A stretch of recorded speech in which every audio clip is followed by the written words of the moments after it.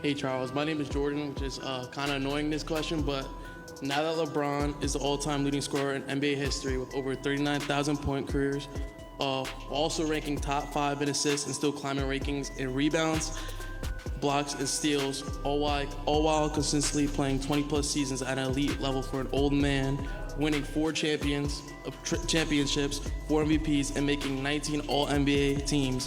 Who is better, Jordan or LeBron?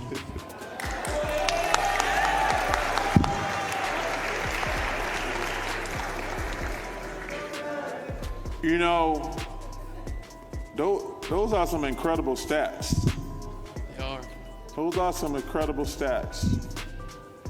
I'm never going to say anything bad about LeBron, I told you. I think he's the 3rd best player I've ever seen play after Michael and Kobe. Why is ring culture so much more prevalent in the NBA than in other sports? Yeah, it's funny. Yeah, I don't know.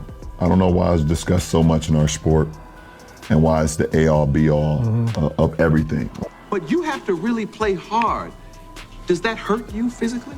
No, because when I play hard all the time. You know, there's no turn it on here, turn it off. At all time. LeBron James superfan walked up to Charles Barkley convinced he had an airtight case to end the GOAT debate forever. Every stat memorized, every accolade locked and loaded in absolute confidence that the numbers would speak for themselves. What Barkley said next dismantled every single point and exposed exactly why the stats-only argument for LeBron falls apart when you put it in front of someone who actually watched both players dominate in their prime. This wasn't some talking head chasing clicks with a hot take.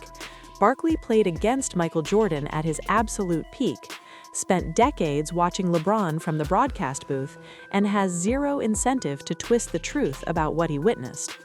By the time he finished talking, everyone in that room understood something the spreadsheets and highlight reels can never capture, and the numbers he dropped are going to shift how you think about this entire debate. Picture the scene for a second. Barkley is doing a fan Q&A session when this guy approaches the microphone and his name happens to be Jordan, which makes the whole thing even more ironic. You can tell immediately that he came prepared, because he's got that courtroom energy like he's about to deliver a closing argument that can't be beaten. He didn't go to college for 3 years. You have to factor that in also. He had a 3-year head start on Michael. Okay, since you want me that. So, I'm gonna just give a couple of things about, if he wanted to do it fair, he would say, well, how many games did Michael Jordan play? And like haymaker punches, and the crowd starts buzzing, because on paper, that resume sounds absolutely untouchable. How do you argue against the all-time leading scorer who also sits top 5 in assists? And how do you dismiss 21 All-NBA teams across more than 2 decades of production? The fan wraps up his presentation and basically demands that Barkley explain how anyone could possibly stack up against those credentials. And that's when everything shifts. Barkley sits there for a moment with this look on his face, like a teacher about to explain something painfully simple to a student who thinks they've outsmarted the curriculum. I love LeBron. I'm not going to say anything bad about him. He didn't go to college for 3 years. You have to factor that in. Also, he had a 4-year, 3-year head start on Michael. Okay, enough, since you want me that, so I'm just going to give a couple of things about if he wanted to do it fair, he would say, well, how many games did Michael Jordan play compared to LeBron? The first thing out of Barkley's mouth catches the fan completely off guard because he doesn't trash LeBron at all. Those stats are incredible, and LeBron is an amazing player, one of the greatest Barkley has ever seen, according to his own words. But then the first bomb drops, and points in his career, same number of games, 5,000, which is 2.5 NBA seasons. But you have to factor in, Michael went to college for 3 years, and if you remember, he broke his foot his first year, and he retired for 2 years. So if Michael went to the NBA 3 years sooner, was still playing college basketball, And here's where Barkley reframes the entire conversation with one simple question. If you want a fair comparison, why not look at how many points each player scored in the same number of games played? That math reveals something the raw totals hide completely. Jordan scored roughly 5,000 more points than LeBron across the same number of contests, and 5,000 points translates to about 2.5 full NBA seasons worth of scoring. Barkley kept pushing. Jordan broke his foot in his second season and missed almost the entire year, then walked away from basketball for 2 full seasons to play minor league baseball. Give those years back and the whole picture changes. If Jordan had entered the NBA at 18 like LeBron, if the broken foot never happened, and if baseball never called his name, Michael Jordan would be sitting at the top of the all-time scoring list right now instead of LeBron. The fans stood there without a response because the logic is airtight, and when you adjust for the extra seasons LeBron accumulated, the gap vanishes entirely. Shots Michael Jordan took and how many shots LeBron took? I did not. Michael They Jordan. were both gunners. Michael Jordan took way more shots. Well, that was his job. You know, it's all about winning championships and winning. And it's just basketball. And he retired for 2 years. So if Michael had went to the NBA 3 years sooner, not missed his rookie year with a broken foot, and not retired for 2 years, he would be the all-time leading scorer. Barkley was just warming up at that point because another stat had recently surfaced on Inside the NBA that genuinely shocked him, and this one puts the whole longevity argument into a completely different light. 562 games where Jordan scored 30 or more points across 15 seasons.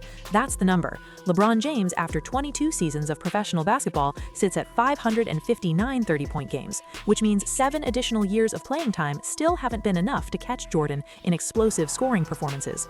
When Ernie Johnson brought up that stat, Barkley's reaction told the whole story. He called it astonishing that someone could play that many more seasons and still trail Jordan in that category. And honestly, that reaction makes sense, because this single number demolishes the idea that longevity automatically equals greatness. What the 30-point game comparison really reveals is that Jordan operated at a different level on a nightly basis. He wasn't just stacking points over time, but dominating individual games in ways LeBron simply hasn't matched with the same frequency. Jordan's career scoring average sits at 30.1 points per game, the highest mark in NBA history, while LeBron comes in at 27.0. 10 scoring titles went to Jordan during his career, compared to exactly 1 for LeBron. When you look at those numbers together, the all-time scoring record starts looking a lot less impressive, because LeBron didn't reach it by outscoring Jordan, he reached it by outlasting him, and those are 2 completely different achievements. Can I say one thing? Sure. Did you ever look out how many shots Michael Jordan took and how many shots LeBron took? I did not. Michael Jordan, they were both gunners. Michael Jordan took way more shots. Well, that was his job, you know, it's all about winning championships and winning. And it's just basketball. At the end of the day, it's just basketball. This is where Barkley's argument moves beyond statistics into territory that genuinely bothers LeBron supporters, because the numbers stop mattering. And the conversation becomes about how these 2 players built their careers. Jordan's entire championship run happened with one franchise. The Chicago Bulls drafted him, the Detroit Pistons beat him up for years in the playoffs, and instead of looking for an easier path elsewhere, he stayed and figured out how to conquer them. What he built in Chicago transformed a struggling organization into the greatest dynasty of the 90s, producing 6 championships in 8 years, with the same core group and 0 instances of abandoning ship when adversity showed up. LeBron took a completely different route. 7 years in Cleveland without getting over the hump led to the decision and a move to Miami to team up with Dwayne Wade and Chris Bosh. That single choice rewrote how superstars approach their careers and basically invented the modern superteam era, where stars coordinate in free agency to chase rings instead of building something where they already are. Miami started declining, and LeBron headed back to Cleveland, where he immediately pushed for a Kevin Love trade. That situation got difficult too, which led to another departure for Los Angeles and a partnership with Anthony Davis. 4 different franchises, 3 different championship cores that he either joined or personally constructed. Barkley has held this position for years, with Jordan first, Kobe second, and LeBron third, specifically because of this pattern. Team stacking is how he describes it. Julius Erving recently left LeBron completely off his top 2 all-time teams for the exact same reason, saying LeBron led the charge in assembling these rosters. The The Scottie Pippen counter-argument always comes up, but there's a fundamental difference that people skip over. Michael Jordan never played a Game 7 in the finals during his entire championship career. 6 trips to the NBA Finals, and not once did a series reach a 7th game because Jordan closed teams out before they got the chance to make it interesting. 6 championships with 6 Finals MVP awards, and a perfect record on basketball's biggest stage. Jordan didn't just collect rings, but dominated the finals at a level nobody has matched before or since, averaging 33.6 points per game across 35 finals contests. The 1993 series against Phoenix produced a 41-point average for the entire matchup, and that number is not a misprint. LeBron's finals record tells a different story. 10 appearances, which stands as an incredible accomplishment on its own, but 6 of those ended in losses, including 3 against the same Golden State Warriors squad. A 46 record means more championship rounds lost than won. The standard response is that losing in the finals beats not making it there at all, and there's logic in that statement. But Jordan did make it there 6 times and won every single one of those series. Nobody ever got the chance to call him a loser on the biggest stage because he flat out refused to lose when everything was on the line. The conversation shifts here from accomplishments to competitive identity, because there's a detail most people don't know about that reveals everything about the gap between Jordan's era and the modern game. Jordan's Bulls contracts included something called the love of the game clause, and what it allowed was absolutely insane by today's standards. If Jordan was driving down the street and spotted a pickup game happening at a park, he could pull over, jump in, and play. If he got hurt doing it, his entire contract stayed fully guaranteed. Your love of the game is still there. That I can feel it from you, right? How did that love of the game fuel your career? It was the basis of my career. My love of the game within my contract, which, I'm pretty sure most contracts, now I'm actually positive now, don't have that clause within the contract where you had a clause in your contract, love of the game of contract, that if I was driving with you down the street and I see a basketball game on the side of the road, I can go play in that basketball game. And if I get hurt, my contract is still guaranteed. I love the game so much that I would never let someone take the opportunity for me to play the game away from me. It might not be in the team's best interest, in your best interest, to play all 82. Is that something you thought about at all since you made the goal? That's a goal. But yeah, we'll see the next day. I'm available to go and be in the pro. If OBJ shows up, he might score 100. That needs a moment to sink in. A man making tens of millions of dollars with everything to lose specifically demanded a clause allowing him to play random basketball whenever he wanted because the idea of someone telling him he couldn't play was unacceptable. That's not a business calculation, but pure love for the game at a level modern players simply don't operate at. Today's NBA functions in the complete opposite direction. Stars can't ride motorcycles. Insurance policies ban dozens of activities. Playing pickup games without permission results in fines. The entire system exists to protect the investment and keep guys bubble-wrapped until game time. And within that system, players sit out games at historic rates. 9 different times, Jordan played all 82 regular season games throughout his career. LeBron James, in 22 seasons, has managed that feat exactly once. Jordan's final season with the Washington Wizards at age 40 saw him play every single game while averaging 37 minutes per night. That minute total would lead the entire NBA today because no player in 22 and 23 average more than 37 minutes per game, meaning a 40-year-old Jordan was providing more effort and availability than superstars currently in their physical prime. That intangible difference is something statistics can never measure. Jordan showed up to dominate every single night and treated every game as a chance to prove he was the best player on the floor. LeBron's approach focused more on managing his body over the long haul, picking spots carefully and accumulating numbers across extended time. Neither philosophy is necessarily wrong, but one produces undeniable dominance, while the other produces impressive longevity, and history tends to remember dominance with more reverence. What should concern LeBron supporters most is that Barkley isn't alone in this position. Legends spanning multiple generations keep landing on the same side of this conversation. Julius Erving, one of the greatest players in ABA and NBA history, placed Jordan on his first team all time, while LeBron didn't even crack the second squad. The super team stacking served as his specific reasoning. Stephon Marbury pushed even harder when the topic came up, questioning how LeBron could be considered better than Jordan when Marbury doesn't even consider him better than Kobe. That hierarchy puts LeBron in third place among players from his own generation. Magic Johnson has repeatedly discussed how the modern game lacks the competitive fire that defined his era. Genuine hatred existed between him and Larry Bird during the season, and that animosity drove both of them toward greatness. Today, stars vacation together and record podcasts as friends, replacing the rivalry that made basketball must-watch television with buddy-buddy culture.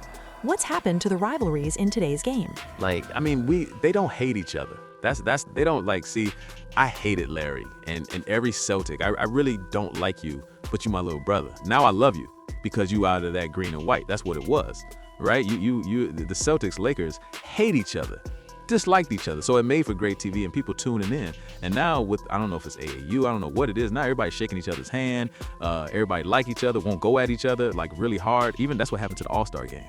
See, the All-Star carried into the All-Star game right there.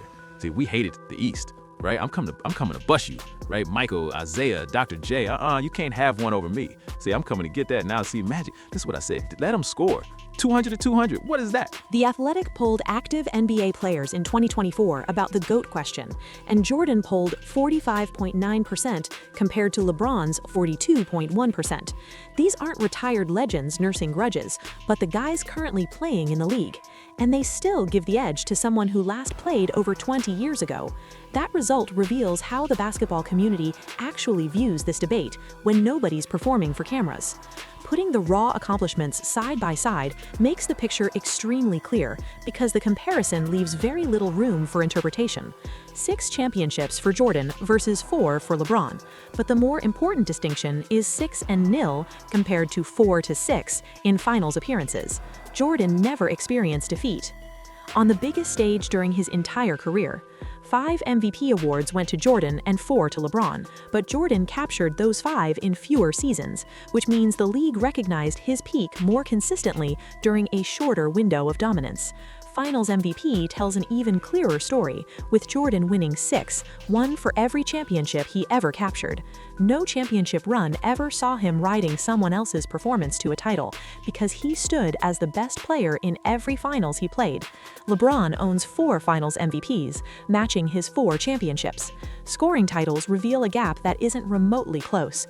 Jordan won 10, while LeBron won 1, meaning Jordan finished as the best scorer in the entire league for 10 separate seasons. And that level of offensive dominance sustained across that many years has no match in basketball history. All defensive first-team selections went to Jordan 9 times compared to LeBron's 5. People forget that Jordan wasn't just an offensive force, but one of the greatest perimeter defenders the game has ever seen, and remains the only player to win MVP and Defensive Player of the Year in the same season. Add everything together, and Jordan's 13 full seasons produced 6 championships, 6 finals MVPs, 5 regular season MVPs, 10 scoring titles, 9 all-defensive selections, and a perfect finals record. LeBron and Kevin Durant's careers combined, nearly 40 seasons of basketball between them, have produced fewer championships, fewer MVPs, fewer scoring titles, and fewer all-defensive honors than Jordan accumulated by himself. 2 of the best players from this generation, playing for almost 40 combined years, still can't match what one man did in 13. That's not interpretation or bias, but simple arithmetic. The LeBron superfan approached that microphone certain he had an unbeatable case built on all those points, all those assists, and all those years of elite production.